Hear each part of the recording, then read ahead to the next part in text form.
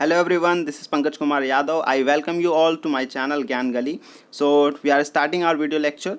So the first word is be speak. Be speak एक verb है जिसका मतलब होता है प्रकट करना. आप कोई इन्फॉर्मेशन देना चाहते हैं, आपको शो करना चाहते हैं, प्रकट करना चाहते हैं, उसके लिए एक वर्ड है जो बी स्पीक है, यानी कि आप कुछ शो करना चाहते हैं और मैनिफेस्ट करना चाहते हैं. इसका एंटोनियम है बैली. बैली मतलब क्या होता है, जब आप कुछ हाइड करना चाहते हैं, आप कुछ शो नहीं करना चाहते, कुछ प्रकट नहीं करना चाहते हैं, इसका बिल्कुल अपोजिट है. तो बी स्पीक का मतलब हो गया प्रकट करना और इसके लिए एंटोनियम है बैली और सिनोनियम हो गया इसके शो और मैनिफेस्ट. इसका यूजेस है bad language bespeaks ignorance and rudeness. जो बैड लैंग्वेज होती है वो क्या प्रकट करती है, वो क्या शो करती है, वो क्या बी स्पीक्स करती है, वो इग्नोरेंस और रूडनेस को शो करती है. So let's move to the next word. The next word is एक्सोट्रिक.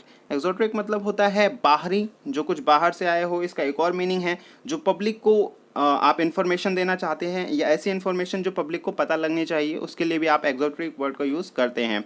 या मेन तौर पे इसका वर्ड जो है बाहरी ही यूज़ होता है और इसके साथ एक और वर्ड होता है वो होता है एक्सोटिक. जब आप कुछ विदेश से या बाहरी चीज़ इंपोर्ट करते हैं अपने कंट्रीज़ में, जो वहीं ओरिजिन हुआ है दूसरे देश में और आपके देश में आता है, तो उसे एक्सोटिक कहते हैं. तो ये वर्ड है एक्सोट्रिक. इसका मतलब भी होता है बाहरी, कुछ आउटर चीज़ हो.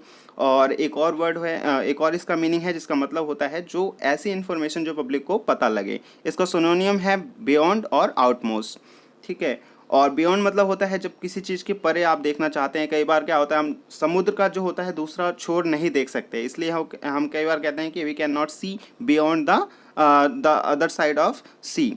उसका आउटमोस्ट हो गया जब कुछ बाहरी चीज़ हो गया. तो सेम सिनोनियम इसके क्या हो गया, बियॉन्ड और आउटमोस्ट. और एंटोनियम हो गया इसका मिडल और इनर, जो अंदर हो और मध्य में हो.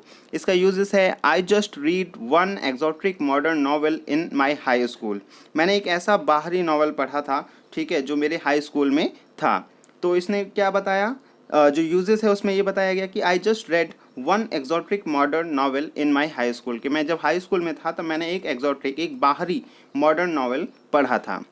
नेक्स्ट वर्ड है एफ्लिक्ट. एफ्लिक्ट का मतलब होता है पीड़ा देना. जब आप किसी भी चीज़ से परेशान हो या किसी भी चीज़ से आपने देखा कि हाँ भाई इससे परेशानी हो रही है, तो उसी को हम क्या कहेंगे, एफ्लिक्ट. कॉज और पेन, कॉज पेन और सफरिंग. इसका सिनोनियम है डिस्ट्रेस और ग्रीव. जब किसी चीज़ से आप डिस्ट्रेस हो, परेशान हो, किसी चीज़ से दुख हो रहा है, तो उसे क्या कहेंगे, एफ्लिक्ट, पीड़ा देना. इसका सिनोनियम था डिस्ट्रेस एंड ग्रीव. एंटोनियम हो गया इसका प्लीज़ और रिलीव. जब आपको कोई चीज़ बहुत सुखद लग रही है, बहुत आनंद प्रिय लग रही है, तो उसी को हम क्या कहेंगे, प्लीज़ और रिलीव. तो इसके एंटोनियम क्या हो जाएंगे, बिल्कुल अपोजिट क्या हो जाएगा, जिस चीज़ से आपको बहुत खुशी, बहुत आनंद मिलता हो, जिससे आपको बहुत सुख प्राप्त होता हो, तो उसे हम क्या कहेंगे, प्लीज़ और रिलीव. इसका यूजेस है this will remove the problems afflicting society. ये क्या करेगा, प्रॉब्लम्स जो हमारी सोसाइटी में हो रही हैं, ठीक है, जिस प्रॉब्लम से क्या हो रहा है, एफ्लिक्ट, पीड़ा मिल रही है हमारी सोसाइटी को, specially those affecting the working class majority. जिसकी वजह से क्या हो रहा है, अफेक्ट हो रहा है, प्रभावित हो रहे हैं कौन लोग, जो वर्किंग क्लास मेजोरिटी है. जो मेजोरिटी है कौन सी, वर्किंग क्लास. जो वर्किंग क्लास लोग हैं उन लोग को सबसे ज़्यादा परेशानी इस प्रॉब्लम से हो रही है हमारी सोसाइटी में. तो यहाँ पर जो अफ्लिक्ट का मीनिंग दे रहा है वो क्या है, पीड़ा देना. नेक्स्ट वर्ड पे चलते हैं.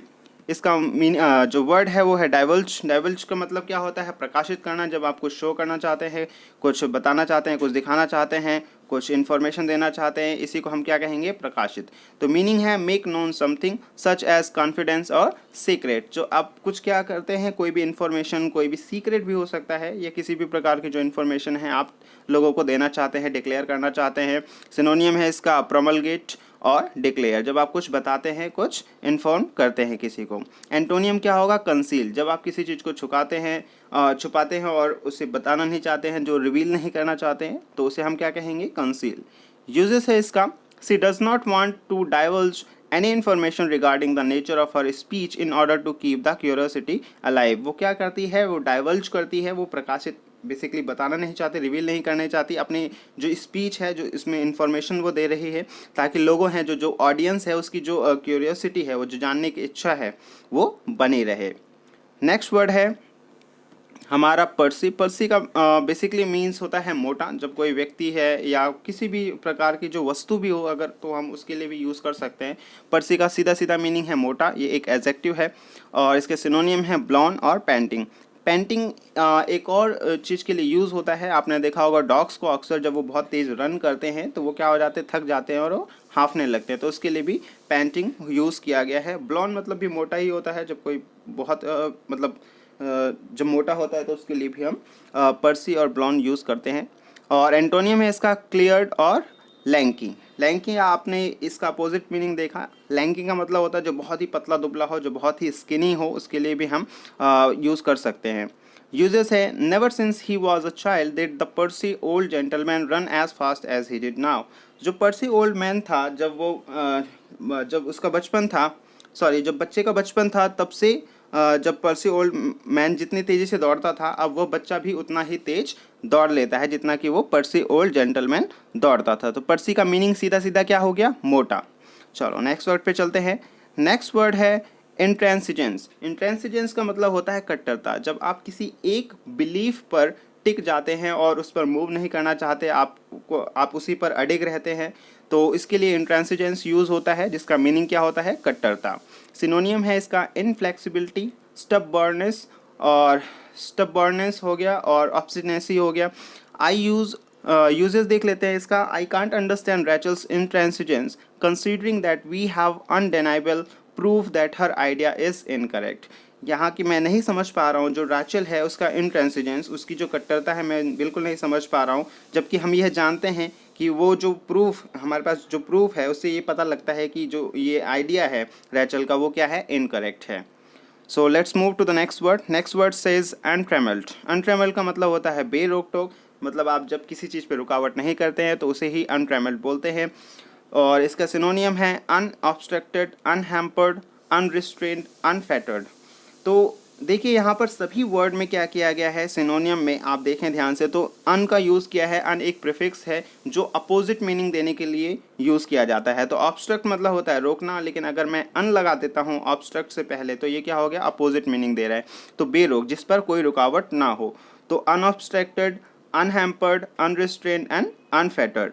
अब इसका एंटोनियम में हमने क्या कर दिया, बस अन को हटा दिया है। बेसिकली यही वर्ड हमने यूज़ किए हैं। कुछ और भी हैं like limited, restrained, restricted and obstructed. तो यहाँ पर क्या हो गया, एंटोनियम क्या कह रहा है कि जिस पर रुकावट हो। तो जो लिमिटेड हो, रिस्ट्रेंड हो, रिस्ट्रिक्टेड हो, ऑब्स्ट्रक्टेड हो, तो इसको हम क्या कहेंगे, जिस पर रोक हो। लेकिन सिनोनियम में इसके साथ हमने अन का यूज़ कर लिया है जो इसका अपोजिट मीनिंग दे रहे हैं। यूजेस हैं, my mother always encourages me to let my untrammelled dreams run wild. कि जो मेरी मदर हैं वो बिल्कुल मेरे को हमेशा क्या करती हैं, एनकरेज करती हैं कि जो मेरे ड्रीम्स हैं उसके बेरोक मैं जीऊँ, बेरोक मैं उस ड्रीम को जीऊँ। नेक्स्ट वर्ड पे चलते हैं। नेक्स्ट वर्ड है एबोरेंट। एबोरेंट का मतलब होता है घिनौना। आपने बहुत सारे ऐसे क्रिमिनल्स लोग देखे होंगे जिन्होंने बहुत घिनौना काम किया होता है, या कई बार हमको ही बहुत सारी चीज़ें जो हमें पसंद नहीं होती कई बार हमें घिनौनी लगती हैं। तो एबोरेंट वही वर्ड है जो बताएगा मीनिंग जिसका है एबोरेंट मतलब घिनौना। So inspiring, disgust and loathing, repugnant. तो जो ऐसी चीज़ जो घिनौनी हो देखने में, या मान लो अगर कोई क्राइम करता है और वो घिनौना है, क्राइम तो अक्सर घिनौना ही होता है, नहीं करना चाहिए। तो एबोरेंट का मीनिंग होता है घिनौना। सिनोनियम्स हो गए डिटेस्टेबल, हेटफुल, एबऑमिनेबल एंड रिपग्नेंट। यहाँ पर देखिए एबऑमिनेबल, यहाँ पर एक वर्ड दिया है जिसमें एब क्या है, एक प्रीफिक्स है। ऑमिनेबल मतलब क्या होता है, ऐसी चीज़ जो बहुत क्या हो, शुभ हो, बहुत अच्छी हो। तो उससे हमने पहले क्या कर दिया है, एब लगा दिया प्रीफिक्स, जो क्या कर रहा है उसका अपोजिट मीनिंग बता रहा है। तो एबऑमिनेबल क्या हो गया, जो कि घिनौना हो। रिपग्नेंट भी सेम मीनिंग देता है, रिपग्नेंट का मतलब भी घिनौना ही होता है। एंटोनियम में आते हैं। एंटोनियम कहता है कि एक्सेप्टेबल, एग्रीएबल, एल्यूरिंग और डिलाइटफुल। ऐसी चीज़ जो बहुत सुखद प्रिय हो, बहुत अच्छी हो, तो उनके लिए हम ये एंटोनियम यूज़ कर सकते हैं। एग्जाम्पल है, Jack's aberrant behaviour caused him to get kicked out of the restaurant. Jack की जो घिनौना बिहेवियर था उसकी वजह से ही उसको रेस्टोरेंट से क्या कर दिया गया, निकाल दिया गया। तो एबरेंट का मीनिंग क्या हुआ, घिनौना। नेक्स्ट वर्ड है स्टार्क। स्टार्क हमारा जो आयरन मैन है उसको भी स्टार्क बोला जाता है मूवीज़ के अंदर अगर आप देखेंगे तो। स्टार्क का मतलब होता है कठोर। अगर कोई चीज़ जो है वो कठोर है, हो सकता है आपका डिसिप्लिन बहुत कठोर हो, या आप जो रूटीन फॉलो करते हैं वो बहुत कठोर हो, या बहुत सारी चीज़ें हमारे आसपास मौजूद हैं जो भी क्या होती हैं वो कठोर होती हैं। तो severe and the bare in appearance और आउटलाइन, जो अपीयरेंस में, जो दिखने में क्या हो, कठोर हो। ठीक है, इसका सिनोनियम है crisp, distinct, obvious, evident. Antonyms हैं इसके इनडिस्टिंक्ट, प्लीजेंट, कंफर्टेबल और नीट। एग्जाम्पल है the house is living room was stark and held only one couch. जो हाउस का लिविंग रूम था वो कैसा था? स्टार्क था, बहुत कठोर था, दिखने में बहुत सेवर था, ठीक है, कठिन था कह सकते हो, और उसमें सिर्फ क्या था? एक ही काउच रखा हुआ था। तो स्टार्क का सीधा सीधा क्या मीनिंग हो गया? कठोर। चलिए नेक्स्ट वर्ड है ऑफस्केट। यहाँ पर देखिए जो बी है वो बहुत हल्का साउंड करता है और एफ से पहले थोड़ा सा हल्का साउंड होने की वजह से उसका साउंड नहीं पता लगता है कई बार। तो जब आप इसे प्रोनाउंस करेंगे तो वो ऐसा प्रोनाउंस होगा ऑफस्केट, ऑफस्केट, जिसका मीनिंग क्या हो गया? भ्रमित करना। जब आप किसी चीज़ से ना रिवील करें कोई चीज़ तो आप क्या कर रहे हैं? मिस गाइड कर रहे हैं, तो उसे ही को क्या कहते हैं? भ्रमित करना। ऑफस्केट का मतलब क्या हो गया? भ्रमित करना। मीनिंग क्या हो गया? To confuse, befog, confuse. Befog का मतलब भी सेम होता है, जब आप कंफ्यूज कर रहे हैं किसी को तो बिफॉग कर रहे हैं। सॉरी, एंटोनियम में यहाँ पे मिस प्रिंट हो गया है, तो आप इसमें एंटोनियम में क्लैरिफाई कर सकते हैं, क्लियर कर सकते हैं किसी भी चीज़ को जो ट्रांसपेरेंट हो, जो क्लियर दिख रही हो, क्लियर पता लग रही हो। तो इसमें बिफॉग गलत टाइप हो गया है, ये सिनोनियम में आएगा। सिनोनियम बिफॉग का मीनिंग क्या कहता है? भ्रमित करना ही। एग्जाम्पल है she was criticised for using arguments that obfuscated the main issue. उसने क्या किया? उसको क्रिटिसाइज किया गया, क्यों? क्योंकि वो ऐसे आर्ग्यूमेंट यूज़ कर रहे थे जिससे जो मेन इशू था उससे वह भटका रहे थे।